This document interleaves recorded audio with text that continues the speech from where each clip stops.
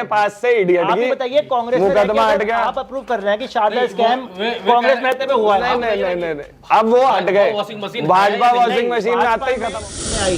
उसमें भी आप देखोगे तो कई जगह फ्लड आए, पर शहर में कहीं भी जलभराव नहीं हुआ। नहीं, मेरा भाई थोड़ा सा मजा। बात मैं आपसे पूछना चाहता हूं कि एचआरडीए उन बिल्डिंगों पर सीज क्यों नहीं लगाता जो जिनके पास पार्किंग नई मशीन लॉन्च करी आपने देखी, भाजपा वॉशिंग करोड़ रुपए के घोटाले की। मैं आपको जवाब और आज 10 साल में आप देखो तो मोदी जी का कोई एक स्कैम आप सामने चालान तो कटने शुरू हो गए हैं। सिविल लाइन में अगर गाड़ियां खड़ी रहती है तो पुलिस चलान क्योंकि सबसे पहली समस्या तो यहाँ भ्रष्टाचार की है। 10%, 20%, 30%, 40%, और हमारे यहाँ बढ़ नहीं पा रही है। आपको लग रहा है 11 करोड़ वोट पड़े थे 4 राज्यों के चुनाव में, जिसमें से 4 करोड़ 80 लाख कांग्रेस भाजपा को मिले हैं, और 4 करोड़ 90 लाख इवन उनकी सरकारें नहीं बनी, 4 करोड़ 90 लाख वोट, मैं इसको अंडरलाइन कर रहा हूं, वो कांग्रेस को मिले। दोस्तों, मैं हूं आपके साथ नितिन कुमार और आप देखना शुरू कर चुके हैं रुड़की हब। दोस्तों, आज चुनावी दंगल में हमारे साथ 2 युवा नेता मौजूद हैं। उनसे राजनीतिक चर्चा करेंगे कि आखिरकार वो क्या कहना चाहते हैं आज की राजनीति को लेकर। पहले मैं परिचय करा दूं, सागर गोयल जी हमारे साथ मौजूद हैं, पूर्व में अध्यक्ष भी रह चुके हैं भाजपा युवा मोर्चा के, और अब भी भारतीय खाद्य निगम के सदस्य हैं और उपाध्यक्ष भी हैं युवा मोर्चा के। आप हैं पंडित प्रताप सिंह जी, जो कांग्रेस से आते हैं और समाज सेवी के तौर पर आजकल उभर रहे हैं, और मुझे लगता है कि रुड़की वासी इन्हें सुनना भी पसंद कर रहे हैं। तो दोनों से बात करेंगे कि उनका विचार क्या है आज की राजनीति को लेकर। तो सर, क्या कहेंगे आज की राजनीति को लेकर? और एक बात कही जाती है, जिस ओर जवानी चलती है उस ओर जमाना चलता है। क्या भविष्य की राजनीति युवाओं की होगी? आप नितिन जी, पहले तो मैं स्वागत करूंगा क्योंकि रुड़की हमने आज ये कार्यक्रम आयोजन किया है, और हम गौरव जी और आप नितिन जी और हमारे कांग्रेस के नेता पंडित प्रताप जी आज हम बैठे हैं जी। आप देखें तो युवाओं की राजनीति जब से शुरू हुई है जी, तब से इस देश में आप कई मुख्यमंत्री जी, कई केंद्रीय मंत्री, कई लोकसभा एमपी आप ऐसे देखेंगे जो 28 से 38 साल की उम्र के बीच के हैं। ठीक है। हमारे खुद राष्ट्रीय अध्यक्ष युवा मोर्चा के तेजस्वी सूर्य जी 28 वर्ष की आयु के थे जब राष्ट्रीय अध्यक्ष बने। आज उनको 2 साल राष्ट्रीय अध्यक्ष बने हो गए हैं। और मोदी जी के आने के बाद से आप देखोगे तो युवाओं की जो सोच है राजनीति को लेके वो बदली है। पहले लोग, युवा उम्र के लोग, चाहे महिलाएं बहनें हों चाहे हमारे साथी हों, वो युवा राजनीति को कोसते थे। ठीक है। कांग्रेस टाइम के लेकर जब बीजेपी का राज आया तब से अब में इतना अंतर आ गया कि हर युवा चाहता है कि मैं राजनीति का पार्ट बनूं, राजनीति क्षेत्र में जाऊं। आज हम देखते हैं मैक्सिमम युवा इस देश का भारतीय जनता पार्टी के साथ है। इसी की बदौलत है कि आज मोदी जी सब युवाओं के दिल में राज कर रहे हैं। और आज नहीं, आप आगे भी 10 साल बाद देखना तो युवा ही चेहरे दिखाई देंगे राजनीति में। सागर भाई, मैं इस बात में आपसे एक सवाल पूछना चाहूँगा। आपने कहा कि मोदी जी युवाओं में भविष्य देख रहे हैं, लेकिन जो उम्र दराज हो गए, जो एक्सपीरियंस लोग थे, अभी उनको चाहे शिवराज सिंह हो चाहे वसुंधरा राजे हो, मुख्यमंत्री पद नहीं दिया गया, तो क्या जो बुजुर्ग लोग हैं, जो एक्सपीरियंस लोग हैं, उन्हें हटाया जा रहा है? ये तो संगठन का निजी मामला है, और क्योंकि संगठन चाहता है कि हर किसी को मौका मिले, और मौका तभी मिलेगा जब वो फेस चेंज होके आगे बढ़ेगा और उसकी जगह नया मुख्यमंत्री लाएंगे। पंडित प्रताप सिंह जी, दूसरा सवाल मेरा आपसे है, युवा नेता की परिभाषा क्या है? क्योंकि आजकल हम देख रहे हैं, ट्रेंड चल रहा है कि हर कोई जो 10वीं 12वीं क्लास में भी है वो भी युवा नेता लिख रहा है। उसको लेकर आप क्या कहेंगे? पोस्टर लगा रहा है, सब चीज़ें हो रही हैं आपके सामने, आप देखते रहते हैं। तो परिभाषा क्या है युवा नेता की? मैं पहले तो आपका धन्यवाद करूंगा, सागर जी बैठे हुए हैं, गौरव जी और नितिन जी। मेरे हिसाब से युवा वो है जो देश की डेवलपमेंट की ओर अपने विचार रखे, लोगों को एक कर चले। बांटने से अच्छा होता है जोड़ के चले, मोहब्बत की बात करे। जैसे हम क्लास में पढ़ते हैं युवा लोग, तो हमें ये नहीं पता होता कौन किस वर्ग से आता है, किस समाज से आता है। तो युवाओं का जहाँ एनर्जी लगे वो डेवलपमेंट के लिए लगे, देश के लिए लगे, देश की एकता और अखंडता के लिए लगे। तो मैं बिल्कुल चाहूँगा कि एक सही उम्र में लोग अगर रिप्रेजेंटेशन करते हैं किसी भी पार्टी का या किसी भी अपनी लोकेलिटी का, तो वो बहुत सराहनीय कदम है, आना चाहिए, अच्छी सोच के साथ आना चाहिए। तो कब आना चाहिए युवाओं को राजनीति में? जैसे भारतीय युवा मोर्चा है, कांग्रेस का भी NSUI है, उसका एक लॉन्चिंग पैड माना जाता है। तो कब आना चाहिए युवाओं को राजनीति में, ताकि वो समाज के लिए काम कर सके, संगठन के लिए काम कर सके? एज इट इज मैं आपको बताऊं, इसकी कोई एक एग्जैक्ट एज नहीं है, बट हाँ, छात्र राजनीति से शुरू करेंगे तो छात्रों की समस्याएं आपको पता लगेंगी। उसके बाद आप धीरे धीरे जिस भी क्षेत्र में काम करें उसकी समस्याएं आपको पता लगनी चाहिए। और युवा का मतलब जो युवा जोश के साथ उन समस्याओं को हल करे, गलत को गलत कहने की ताकत रखे, वही युवा होता है। जो व्यक्ति गलत को गलत नहीं कह सकता, सिर्फ एक भेड़ चाल में चलता है, मैं उसको युवा नहीं मानता। ठीक है ठाकुर साहब, गोयल साहब, आज का जो हमारा शो है चुनावी दंगल है, और आप दोनों मेयर की तैयारी कर रहे हैं, कहीं ना कहीं बड़ी जोर शोर से चल भी रही है। तो हम शुरुआत करते हैं अपने शहर से, रुड़की से। सबसे पहले मैं पढ़ने भाई से जानना चाहूँगा कि रुड़की में ऐसी क्या समस्याएं हैं, अगर आपको मौका मिलता है और आप उनको दूर करेंगे, और जो वर्तमान में मेयर थे वो नहीं कर? सबसे पहली समस्या तो यहाँ भ्रष्टाचार की है। 10%, 20%, 30%, 40%। और हमारे मेयर गए हैं गौरव गोयल जी, उनके ऊपर बहुत बढ़िया आरोप भी लगे हैं। भाजपा ने उन्हें निष्कासित भी किया था, फिर वापस पार्टी में लिया, नहीं लिया, उनका मुद्दा है। बट भ्रष्टाचार पहला मुद्दा है, अतिक्रमण बहुत बड़ी समस्या है, ट्रैफिक्स बहुत ज़्यादा बड़ी समस्या, ट्रैफिक भी एक है। आप बाजार में जाते हैं तो लोग पैदल नहीं चल पा रहे हैं, गाड़ियाँ और स्कूटी तो बहुत दूर की बात है। और तीसरा यहाँ जल भराव की समस्या है, पार्क्स की समस्या है और ग्राउंड्स की समस्या है।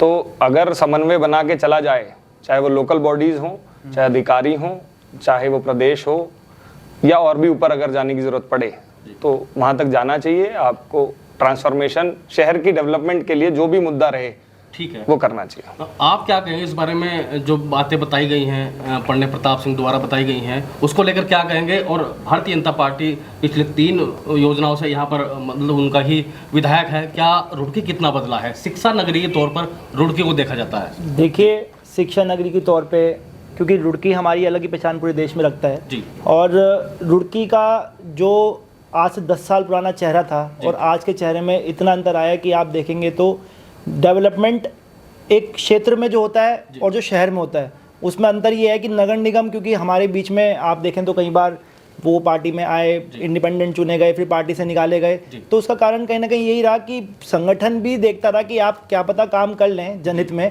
पर क्योंकि जनहित के काम नगर निगम लेवल पे नहीं हो पाए, तो हमारा कहीं ना कहीं नगर निगम का विकास अधूरा रहा।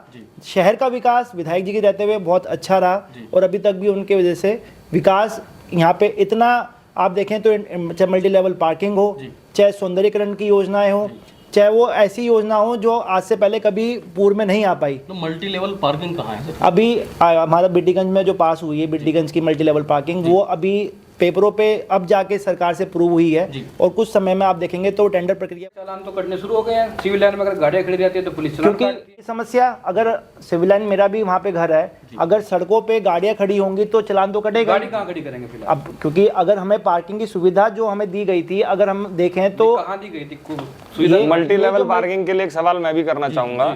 पढ़ाओ स्कूल में पिछले 12 साल पहले से, 10-12 साल मेरे ख्याल हो गए हैं, मल्टी लेवल पार्किंग पास है, वो क्यों नहीं बन रही? पहले पुरानी अगर चीजें आ जाएं तो मैं सागर जी से जानना चाहूंगा उसका क्या स्टेटस है। क्योंकि जो सड़कें और जो पार्किंग हमें सरकार ने हमें उपलब्ध अब की बार करवाई हैं, आप अगर देखें तो गांधी पार्क में, आप 3 गांधी पार्क हमारे बनाए हुए हैं, जो नहर किनारे रोड है, उसमें 3 अलग अलग कोने पे बड़ी बड़ी एरिया में पार्किंग दी गई है, और उसकी पार्किंग के बावजूद भी जब समस्या समाधान नहीं हो पाता, तो कहीं ना कहीं पार्किंग के लिए हमें मल्टी लेवल। एक बात मैं आपसे पूछना चाहता हूं कि HRDA उन बिल्डिंगों पर सीज क्यों नहीं लगाता जो जिनके पास पार्किंग ही? HRDA ने अभी तक भी सील लगाई है, HRDA लगातार सील लगा रहा है, लगातार निर्माण हो रहे हैं सर, लगातार निर्माण हो रहे हैं, निर्माण इंक्रोचमेंट हो रहे हैं लगातार, उसको लेकर क्या कहेंगे? क्या आज HRDA पर तो सवाल उठते हैं ना सर? फिर आप निश्चित ये बात पूछ सकते हैं, पर क्योंकि जगह सड़कें छोटी होने के बाद आज देखें तो हर घर में 3-3, 4-4 गाड़ियां हैं, हर घर में 5-5 मोटरसाइकिल वाहन हैं। अगर हम अपनी गाड़ियों को हर एक प्रत्येक व्यक्ति लेके चलेगा तो जाम की समस्या लगेगी। HRDA अप्रूव्ड होने के बाद ही कोई कंस्ट्रक्शन होता है, और आप देखेंगे तो हर जगह अब जो बाय लॉज आए हैं उसमें पार्किंग दी गई है, पार्किंग छोड़ के ही निर्माण किया जा रहा है। मैं आपकी बात करेक्ट करना चाहूँगा।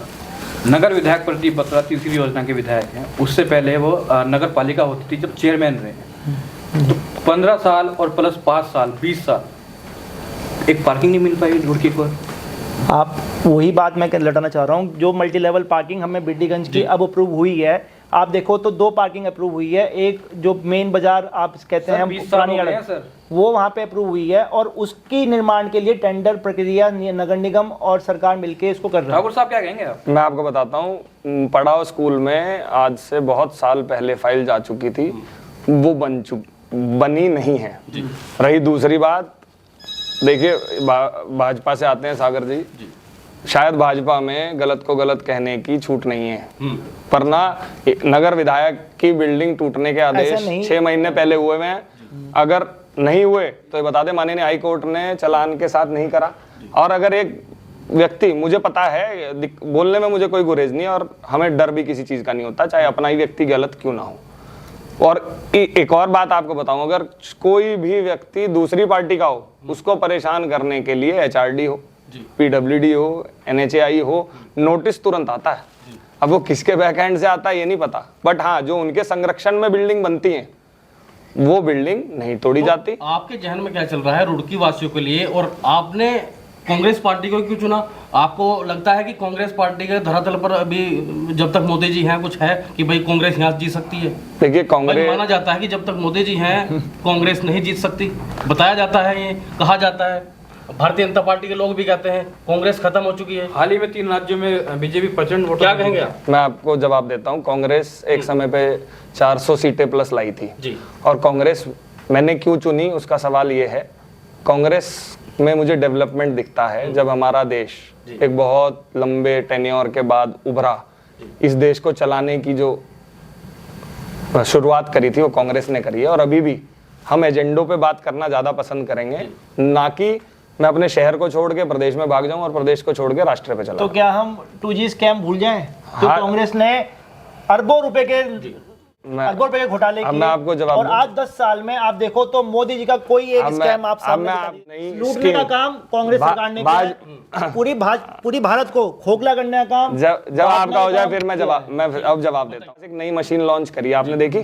भाजपा वॉशिंग मशीन में छगन भुजबल 2016 में जेल जाते हैं, 2018 में बाहर आते हैं और जैसे ही भाजपा ज्वाइन करते हैं ईडी के सारे केसेस बॉम्बे हाईकोर्ट हटा देता है। दूसरे बंगाल में आप जानते ही होंगे, जिन्होंने शारदा स्कैम किया, नारदा स्कैम किया, अच्छा वो कांग्रेस में, अब वो भाजपा में है। जब कांग्रेस में अब वो भाजपा में है, तो भाजपा में आप ही बताइए, कांग्रेस में मुकदमा हट गया। आप अप्रूव कर रहे हैं कि शारदा स्कैम कांग्रेस में रहते हुए हुआ है? नहीं, अब वो हट गए। भाजपा वॉशिंग मशीन में आते ही खत्म। हेमंत बिस्वा शर्मा सीएम है, भाजपा से सीएम है, और जैसे ही उन्होंने भाजपा ज्वाइन करी उनके ईडी के केसेस बॉम्बे हाईकोर्ट ने हटा दिए, सीबीआई केसेस बॉम्बे हाईकोर्ट ने हटा दिए।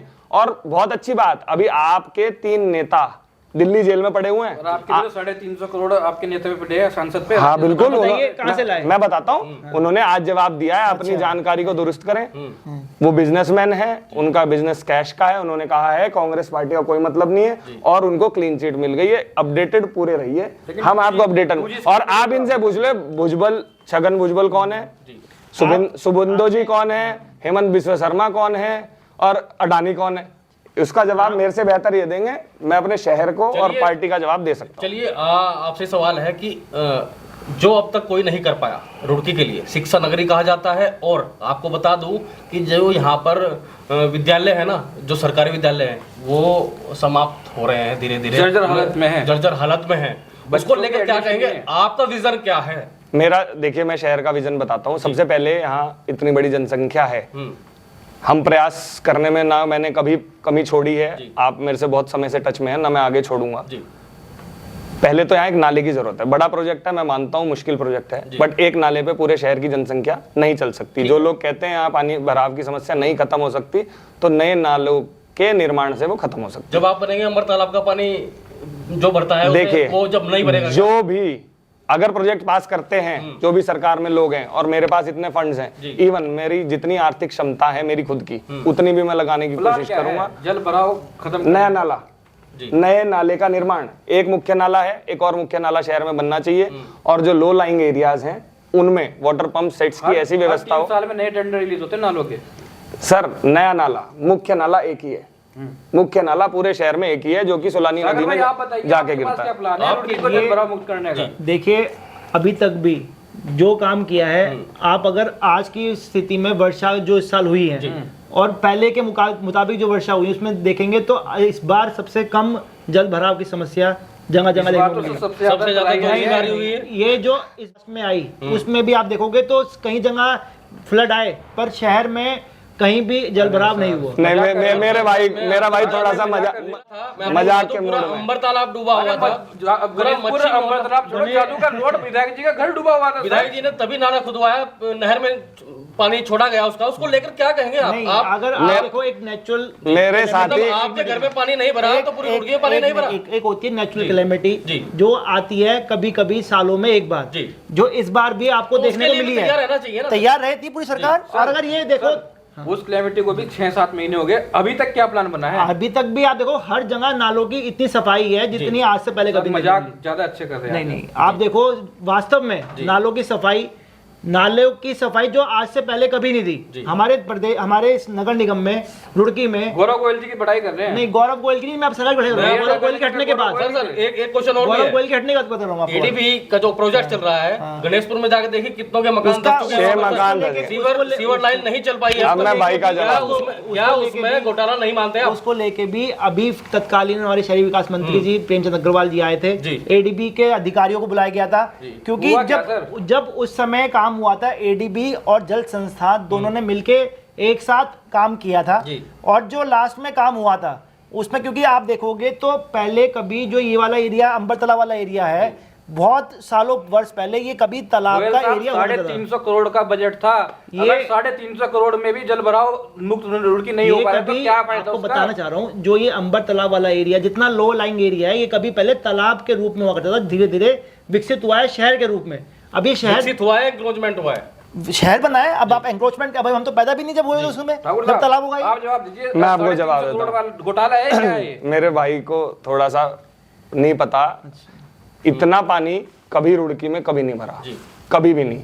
मैं क्षेत्र में था, शायद आप लोगों ने भी संज्ञान लिया हो, 1000+ परिवारों को मैंने खाना बांट के दिया था आपका डबल फाटक पे। ठीक है। उसमें 6-6, 8-8 फीट तक पानी था, 8 फीट तक।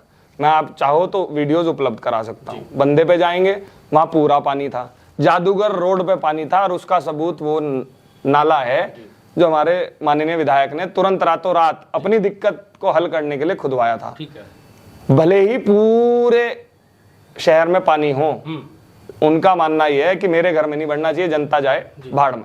ठीक है। तो नालों का काम नहीं हुआ। मेरे साथी को थोड़ा सा गलत इंफॉर्मेशन है। इतना एडीबी का प्रोजेक्ट टोटल फेलियर है। टोटल फेलियर इसलिए उसमें करप्शन की जो मार्जिन है वो 10, 20, 30, 40%। जैसे केरल में सरकार गई थी 40% के विरोध में, आज कांग्रेस सरकार है। एनओसी तो कांग्रेस ने दी थी। किसने दी थी? यशपाल राणा मेयर थे, उन्होंने यहाँ की एनओसी दी थी, परंतु उनका सुपरविजन नहीं था। वो सेंटर की स्कीम है, ये आपको पता होगा।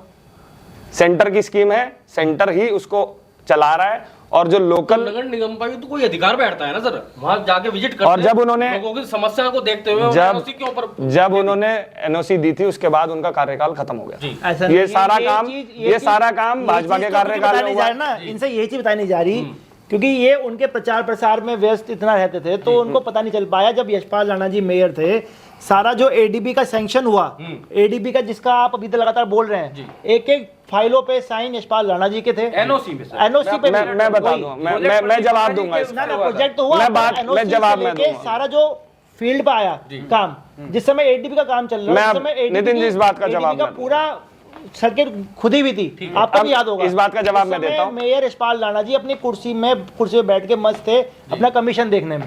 अगर वो उस समय देखते होते एडीबी के कामों को तो आज ये हालत जो आप बता रहे हैं। यशपाल राणा जी कार्यकाल कब पूरा हुआ था? 2016 में हो गया था पूरा। एडीबी का काम कब खत्म हुआ? 2016 में, 17 में पूरा शुरुआत होके 14 में, 17 में 7 महीने पहले एडीबी ने अपनी फाइनल रिपोर्ट दी है। मैं बताता हूं, अब मैं आपको जवाब देता हूं। काम 3 साल ही पूरा। मैं आपको जवाब देता हूं। काम 3 साल ही पूरा। एनओसी नगर निगम का कोई भी अधिकारी कोई भी होता वो देता। डीएम ने एनओसी दी थी, यहाँ के मुख्यमंत्री से एनओसी ली गई थी। एनओसी इज अ प्रोसीजर, वो एनओसी देंगे। एनओसी अगर मैं पद पे हूं तो मुझे भी देनी पड़ेगी, क्योंकि वो सेंटर की स्कीम है। हम उस और हमारे उसकी लोग देखरेख कौन करेगा? कभी भी उसकी- जो सत्ता में लोग हैं, ये हमारे विधायक की स्कीम से हुआ था। विधायक इसमें जो मेन होल्डर हैं स्कीम के, वो हमारे विधायक शहर रुड़की हैं।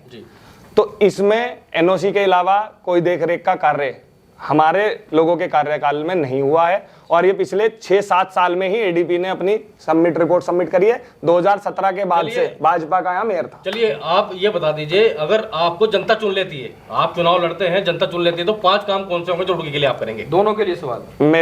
मेरे 5 काम में जी। पार्क, रुड़की में पार्क की बहुत समस्या है। छोटे बच्चे हैं जी, उनके पास खेलने की जगह नहीं है, जी। चाहे कैसे भी मैनेज हो। दूसरा ग्राउंड, झूठे वादे आती है सरकार, आती है कर देती है, ग्राउंड बनाएंगे, स्टेडियम बनाएंगे, उस पे 100% काम किया जाएगा। तीसरा नाला, चौथा एनक्रोचमेंट, और 5वां ग्रीन बेल्ट डेवलप करना।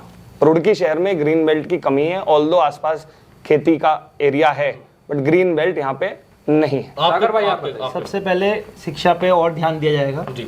जो कि क्योंकि जो व्यवस्था आप देखें तो शिक्षा की जरूरत हर गरीब बच्चों को भी है, तो गरीब कल्याण के तहत और शिक्षा के लिए नए कार्य किए जाएंगे। दूसरा, क्योंकि एंक्रोचमेंट आप जैसे कहते हैं, उसे हम एंक्रोचमेंट नहीं कहते, उसे हम कहते हैं क्योंकि जाम जो लगता है उसका समस्या अगर हो जाए तो एंक्रोचमेंट भी नहीं होगा। तो समस्या जो है जाम की है, उसकी जाम की समस्या को निजात दिलाएंगे।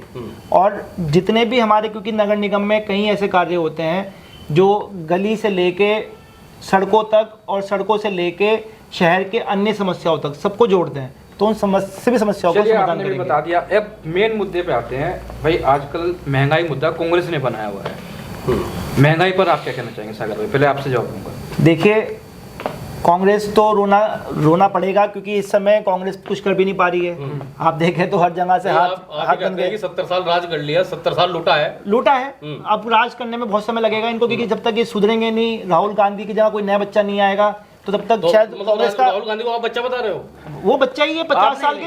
सागर भाई आप ये जब बताइए, वो- महंगाई है या नहीं? हाँ, महंगाई कहाँ होती है हमारी, बताइए। अगर आपको लग रहा है आज के युग में अगर आप डीजल पेट्रोल को बढ़ने को महंगाई बोल रहे हैं, हाँ। तो क्या आप जितना राशन आज सरकार गरीब लोगों को दे रही कितना दे रही है, है? आप बताइए। बीपीएल लोगों के लिए प्रत्येक मंथ में जो बीपीएल कार्ड धारक, जो हमारे सबसे गरीब जनसंख्या है, उसको हर महीने का मुफ्त राशन कितना? अब 2.5 क्विंटल हर उस पे कार्ड पे मिलता है। 2.5 क्विंटल एक आदमी को? एक आदमी प्रत्येक महीने पे 2.5 क्विंटल। श्योर है आप? देखिए, आप बताइए इसको। हाँ, आप श्योर हैं? जानकारी निकलवाना इसकी आप, प्रत्येक महीने का है, ठाकुर साहब बताइए। देखिए, थोड़े से फिगर्स एंड क्योंकि ये फैक्ट्स में महीने गलत का है। होता है पूरा। वो भाई क्विंटल बोल रहे हैं, बट वो क्विंटल नहीं है, 2.5 धड़ी बोल देते हैं उसको। नहीं, 4 धड़ी आप तक ये मिलता है, जानकारी निकलवाना। 20 किलो के अराउंड मिलता है। और मैं भाई का जवाब दे दूं, इन्होंने महंगाई की बात कही, महंगाई है, बहुत ज्यादा है। जब महंगाई कांग्रेस की सरकार में बढ़ी थी, हम उसको भी महंगाई ही कहेंगे, बट तब ये लोग सड़कों पे थे, एलपीजी सिलेंडर कंधे पे उठा रखा था, और प्याज को सजा वजा के बड़े ढोल से निकालते थे, और पेट्रोल के दाम, कांग्रेस ही निकाल पा और रही है। आज 34 और 36 रुपए हमारा क्रूड ऑयल जो आता है, जो सेंटर की एक्साइजेज हैं वो इतनी ज्यादा है कि 96 to 97 रुपीज हमारा पेट्रोल डीजल के दाम है, और इवन 114 रुपए भी पेट्रोल डीजल पहुंचा है। तो सागर भाई ने जैसे कहा कि कांग्रेस के पास कोई ऐसा लीडर नहीं है क्या, तो क्या नरेंद्र मोदी के सामने खड़ा होने का कोई ऐसा नेता है कि कांग्रेस में जो नरेंद्र मोदी के सामने खड़ा हो पाए? जैसे इन्होंने बताया कि राहुल गांधी तो बच्चा है।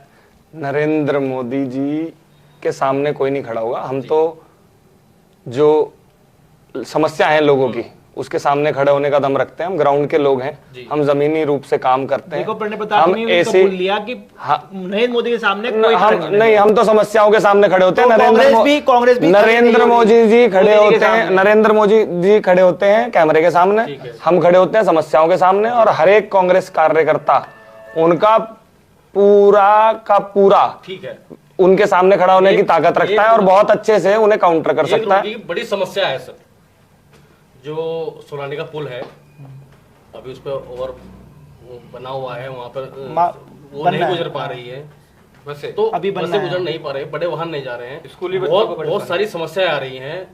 आप कहते हैं डेवलपमेंट की बात, तो अब तक ये पुल का निस्तारण क्यों नहीं हो पाया? काफी समय हो गया है, उसको लेकर क्या कहेंगे? देखिए, ये अगर हमारी सरकार सतर्क ना होती तो कोई घटना भी आज उसमें हो रही होती है, और फिर आप बोल रहे होते कि सरकार ने ये काम क्यों नहीं किया। जी, पहले से बंद करने का। ठीक है।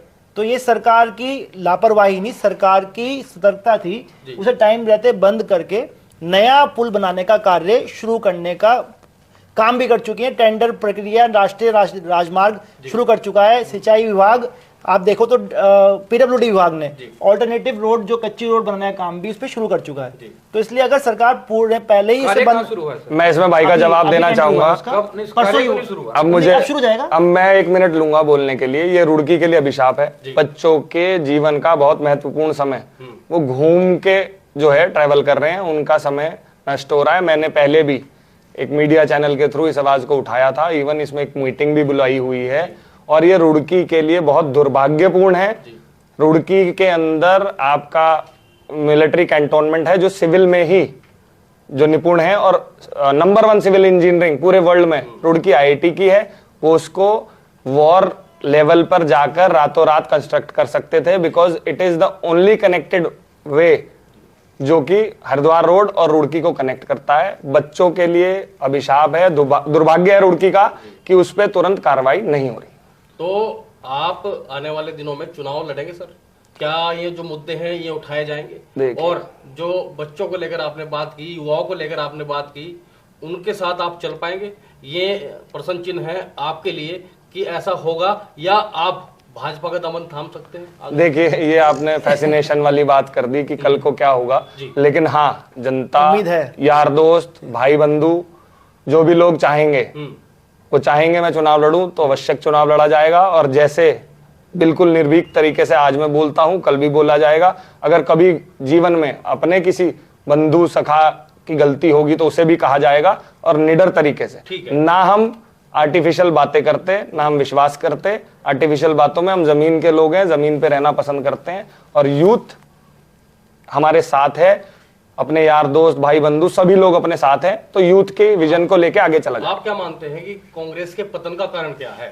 देखिए, कांग्रेस क्यों नहीं आगे बढ़ पा रही है? जहां भी देखते हैं कि भाई पता लगता है कि भारतीय बढ़ नहीं पा रही, आपको लग रहा है। 11 करोड़ वोट पड़े थे 4 राज्यों के चुनाव में, जिसमें से 4 करोड़ 80 लाख कांग्रेस भाजपा को मिले हैं, और 4 करोड़ 90 लाख इवन उनकी सरकारें नहीं बनी। 4 करोड़ 90 लाख वोट, मैं इसको अंडरलाइन कर रहा हूं, वो कांग्रेस को मिले 10 लाख वोट ज्यादा मिले। जीतना नहीं है, बस वोट ज्यादा मिल जाए। ऐसा नहीं है, ऐसा नहीं है। ये तो गठजोड़ की राजनीति है। कांग्रेस सरकार तोड़ती है, खरीदती है, ये काम नहीं करती कांग्रेस। ये भाजपा करती है, ये भाजपा करती है। कांग्रेस की जहां सरकारें बनी वहां थेला लेके चले जाएंगे, और करप्शन फैलाकर एमएलए खरीद के, एमएलए को तोड़ के, सरकार गिरा के, जो जनता ने आदेश दिया है, ये काम करती है भाजपा। है जो आपके प्रतिनिधि हैं, जो आपके बड़े नेता हैं, उनका फेलियर मानते हैं आपसे? किस आपके विधायक भी जाते हैं? जी नहीं, ये फेलियर नहीं है। ये जो करप्ट सरकार भाजपा चलाती है, खरीद फरोख्त की राजनीति, जो कि भाजपा का सिद्धांत नहीं था। अटल बिहारी जी कहते थे कि खरीद फरोख्त की राजनीति को मैं चिमटे से भी नहीं छूंगा। तो ये अपने मूल सिद्धांतों से भटक चुके हैं। ये सिर्फ डिवाइड करना जानते हैं, कैसे दूसरे को कमजोर करा जाए, और जनता के पैसों का नुकसान। भाई, कांग्रेस नरेंद्र मोदी जी पे सवाल उठाती है कि तानाशाह चला रहे हैं जी। उधर जब इंदिरा गांधी जी का टाइम था, उस टाइम को क्या मानते हैं आप? क्या इमरजेंसी लगी? वो ये कहते हैं कि आप इमरजेंसी की बात कर रहे हैं, क्लियर कट कहते हैं, भाजपा कहती है कि इंदिरा गांधी के टाइम पे तानाशाही हुई है। मुझे कहने में कोई गुरेज नहीं है, तानाशाही नहीं हुई थी। देश की स्थितियां ऐसी रही होंगी, मैं उस टाइम, मेरा जन्म भी नहीं हुआ था। लेकिन वही इंदिरा गांधी हैं जिन्होंने, जो ये पाकिस्तान के नाम के कसीदे पढ़ते हैं, जिन्होंने पाकिस्तान के 2 टुकड़े करे थे, ये वही इंदिरा गांधी हैं जिन्होंने बांग्लादेश को एक अलग इंडिविजुअल आइडेंटिटी दी थी और पाकिस्तान को तोड़ के अलग अलग कर दिया था। तो दोस्तों, मैं आपको बता दूं, यहाँ पर अपनी बातें रख दी और ये भी बता दिया कि रुड़की के लिए आखिरकार वो क्या सोचते हैं, और वो 5 काम भी बता दिए। अगर वो यहाँ से चुनाव लड़े और नगर निगम की कुर्सी पर बैठे तो वो ये 5 काम सबसे पहले करेंगे। गौरव जी, मैं सागर जी से भी जानना चाहूंगा। सागर जी, क्या हम आपको रुड़की के मेयर के रूप में देखेंगे? देखिए, ये काम संगठन का है, क्योंकि मैं संगठन का कार्यकर्ता हूँ। संगठन जिस अनुसार मेरे को उपयोग करना चाहेगा, क्योंकि हम संगठन में काम करते आ रहे हैं, संगठन के अकॉर्डिंग चलते हैं। संगठन सही समझेगा तो उस अकॉर्डिंग हम करेंगे, ठीक है, और उसी अकॉर्डिंग हम आगे चलेंगे। लेकिन एक बात और भी निकल कर आ रही है, बताया जाता है कि अगर कोई नगर निगम चला सकता है तो यशपाल राणा या यशपाल राणा जैसा चला सकता है। अब आप में बीजेपी में कौन है, ऐसा बताइए। देखिए, ये एक आपको लगता होगा, क्योंकि जब नगर निगम में यशपाल राणा जी बने थे तो पहला नगर निगम वो था जी, तब 20 वार्डों का नगर निगम वो था। आज वो 40 वार्डों का नगर निगम हो चुका है जी, और आने वाले समय में भी जनसंख्या के अनुसार वो और बढ़ने के कगार पे होगा। नगर निगम चलाने के लिए अनुभव के साथ साथ आपको सबको साथ लेके चलना पड़ेगा।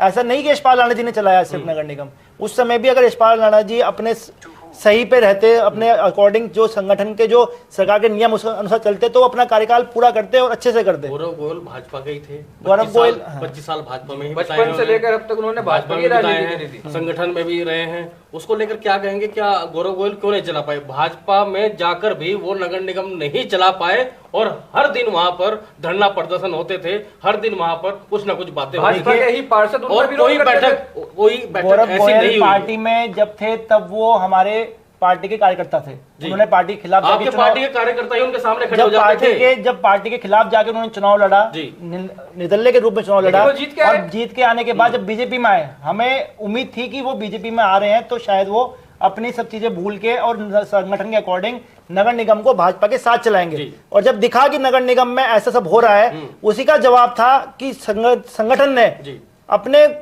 स्टैंडिंग मेयर को पार्टी से हटा दिया।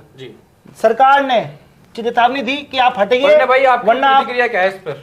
देखिए, हमारे भाई जो हैं कहते हैं संकोच करते हैं, बट हमें कोई संकोच नहीं है। भ्रष्ट व्यक्ति थे, उन्हें सरकार ने अपनी पार्टी से निकाला, वापस भी ले लिया, वापस नहीं लिया, ठीक है, वापस नहीं लिया, वापस भी ले लिया, उनसे सारे मुकदमे भी हट गए। मैंने बताया ना, भाजपा की वॉशिंग मशीन, जब तक वो भाजपा से जुड़े हुए हैं। आपको ये भी पता होगा, नगर उनके इस्तीफा देने के 72 घंटे के अंदर नगर निगम पे छापा पड़ा था उनकी करप्शन के लिए।